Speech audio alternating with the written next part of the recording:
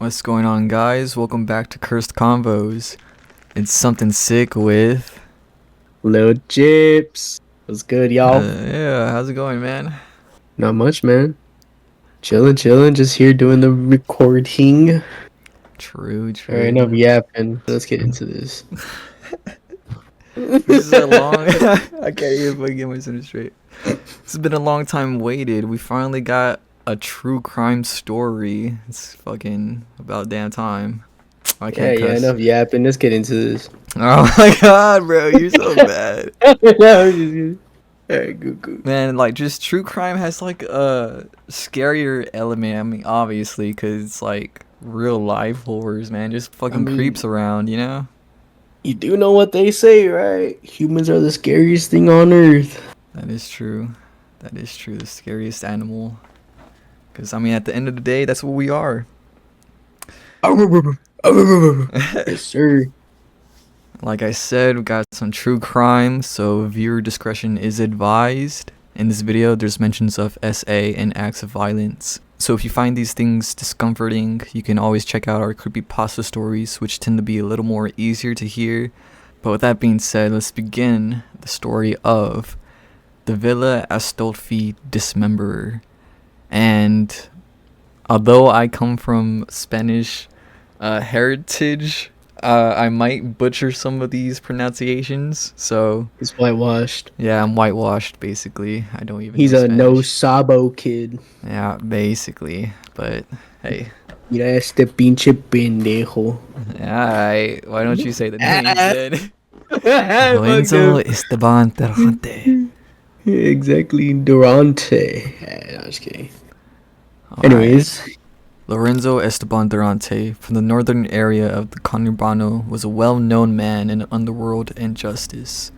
He was very familiar with courts in the early 1980s.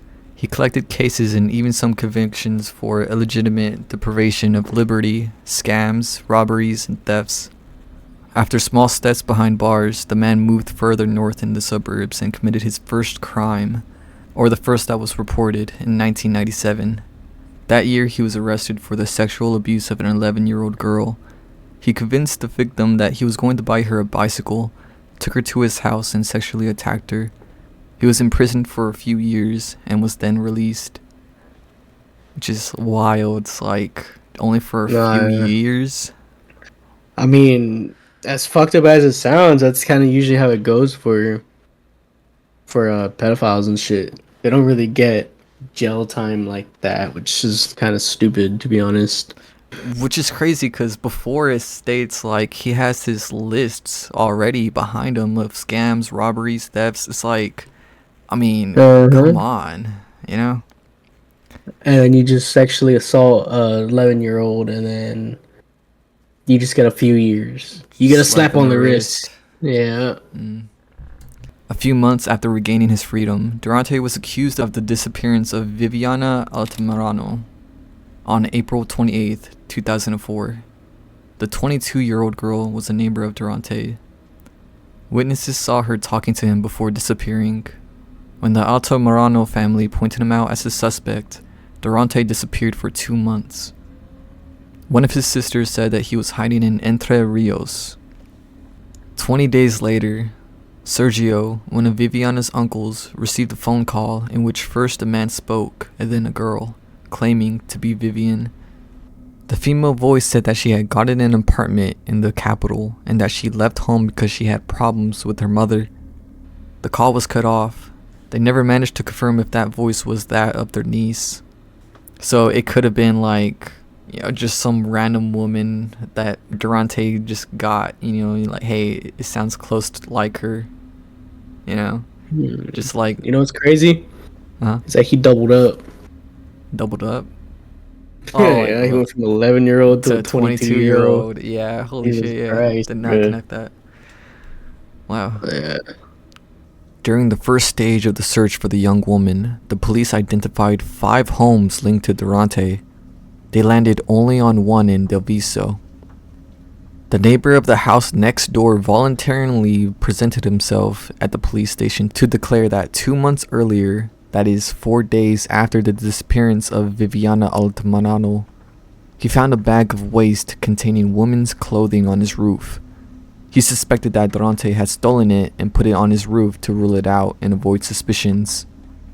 The neighbor gave the clothes to a very humble girl from the neighborhood. When the police went to look for her, they confirmed that it was the clothes Viviana was wearing the day she disappeared. The neighbor washed it to use it, but clarified that it had no blood stains. The bodice was broken, as if it had been torn off. The stockings were cut with scissors lengthwise in the shape of an L. Durante said that the police had planted the clothing to incriminate him. For those who don't know, a bodice is basically a woman's lingerie that covers mainly just the chest area, the torso. I'll put some pictures of it right now just to, give you an idea. Are we allowed to show this? He was denounced, investigated, and ended up dismissed for the lack of merit. In this way, Viviana Altamirano became the first mystery linked to Lorenzo Esteban Durante, since her body was never found. So, yeah, apparently that was not enough evidence, and he got away, which is sad. Yeah, which is, crazy that they even got... What is it? Like, he was able to get away with that just because the cops... Or he said that the cops placed that as evidence on his house. To incriminate him.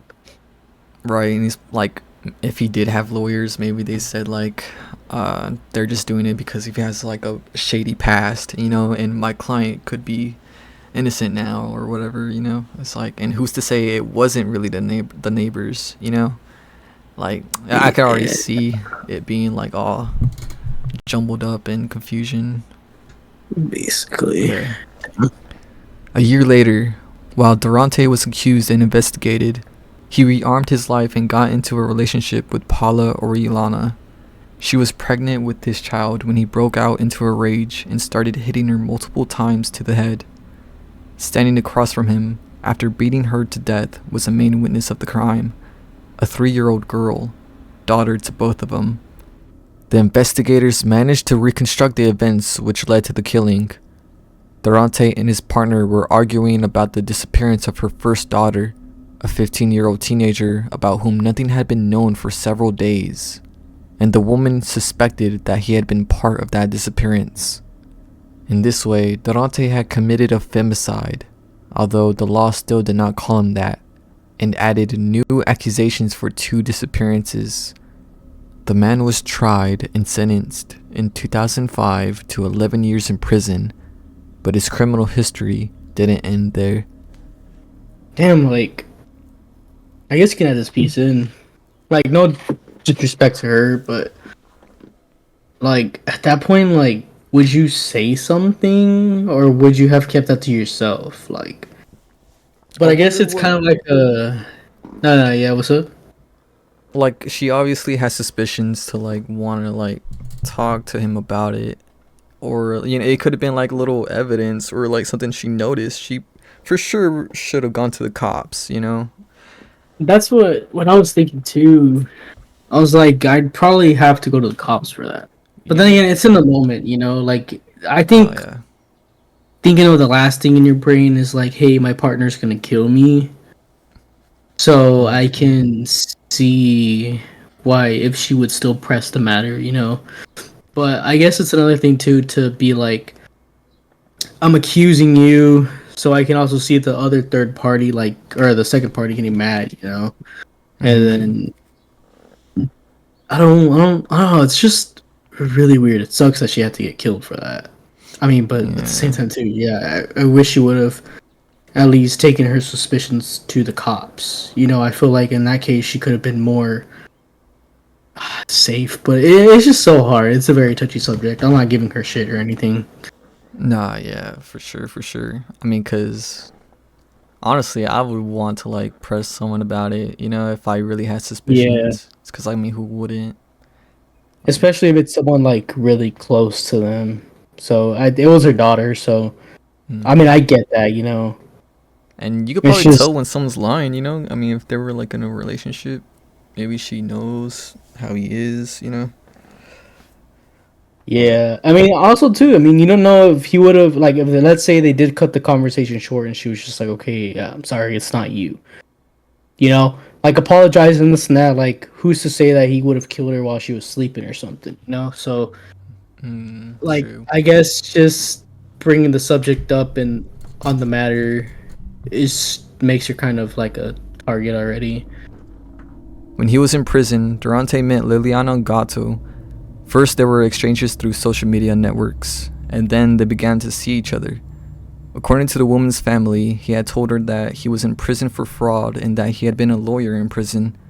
Shortly after they had started a relationship, when Durante received the benefit of temporary departures, he began to visit Liliana and finally moved to her house in General Pacheco. The murderer's relationship with Liliana had opened a crack in her family until suddenly they no longer heard anything about her whereabouts. One day, Liliana's daughter received a text message where her mother told them she was going on vacation with Lorenzo and that she would soon give them her new cell phone number. The teen disconnected shortly, and the young woman began to search for her mother. When Gatto's family asked Durante about Liliana, he would say that she had left unexpectedly out of nowhere, and thus, Liliana became a new missing victim linked to Lorenzo Durante. At that time, it was the month of August 2019, and nothing else was ever heard from Liliana, the 46-year-old who vanished from the face of the earth. The complaint for her disappearance did not take a certain course because they considered that she was an adult woman who had left by her own means.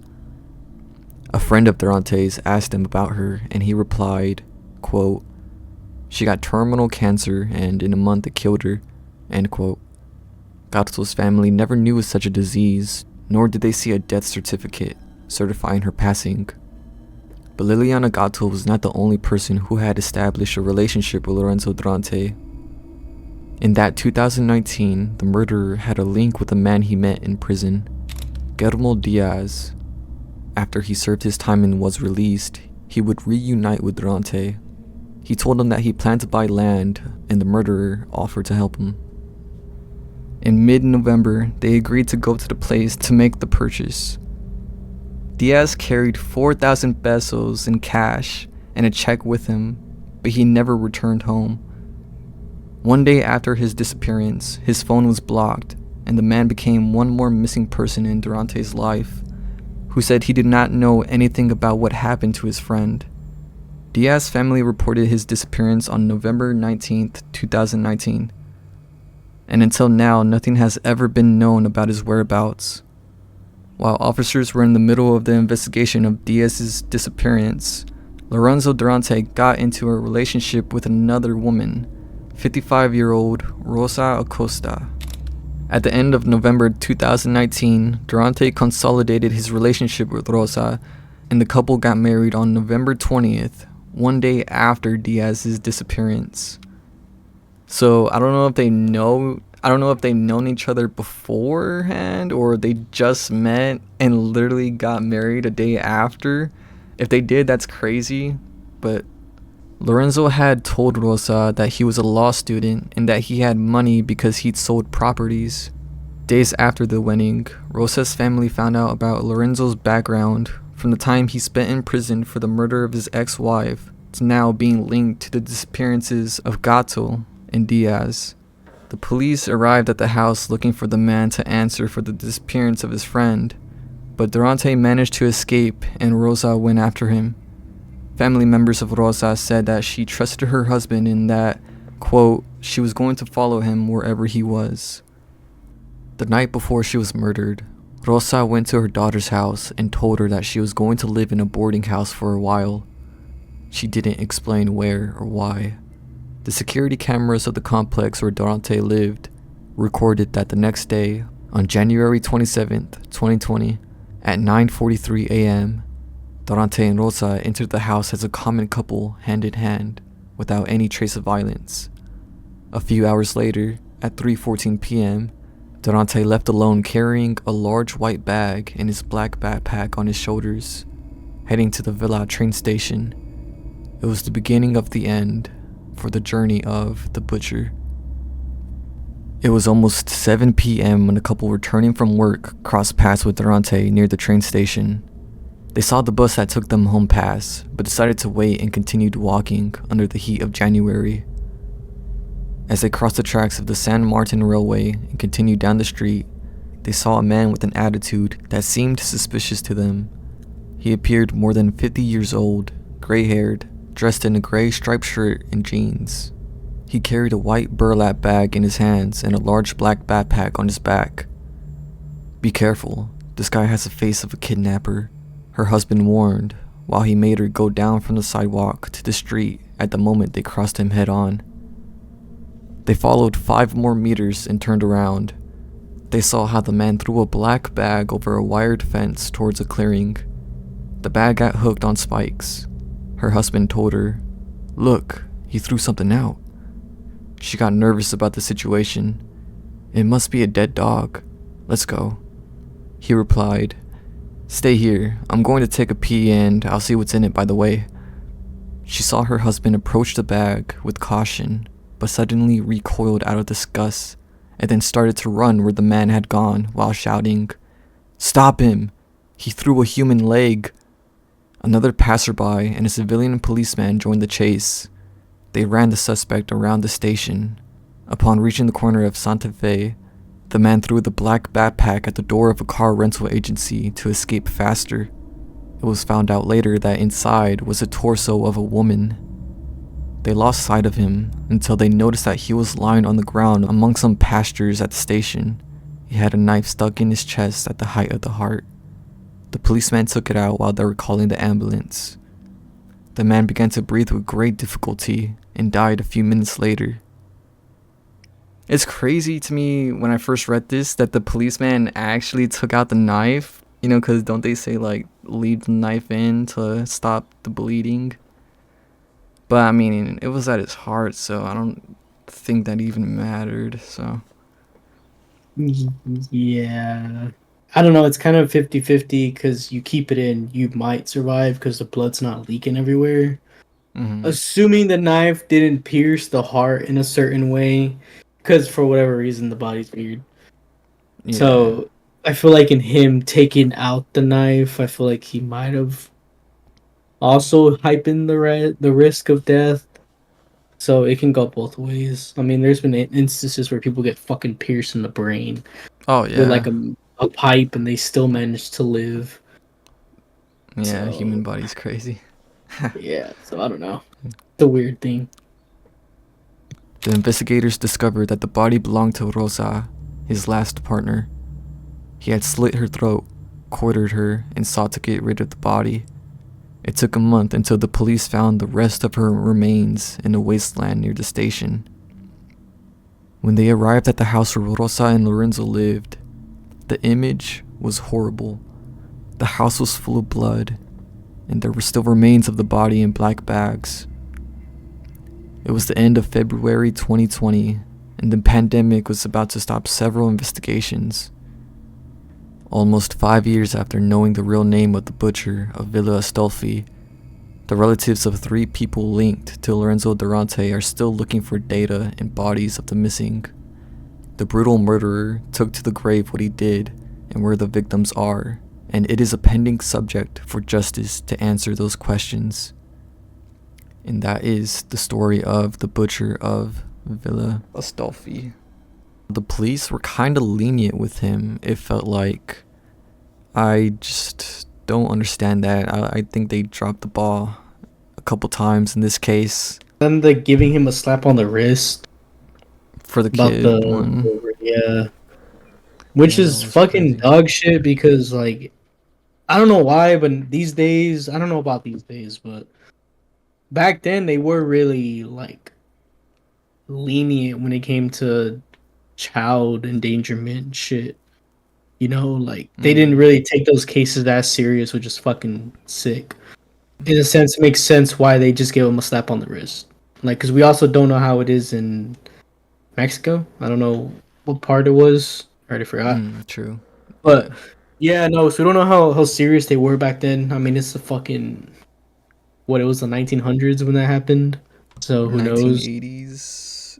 So literally pushing the twos. So it's kind of tough to say on that, which is still one of their mistakes. They did that. And the second being the 22-year-old, like they, I mean, granted, yeah, they didn't have much evidence, but the evidence was there. Mm-hmm. They just didn't want to act on it, which is dog shit. Right, So and like how he didn't really take that much time in between the murders.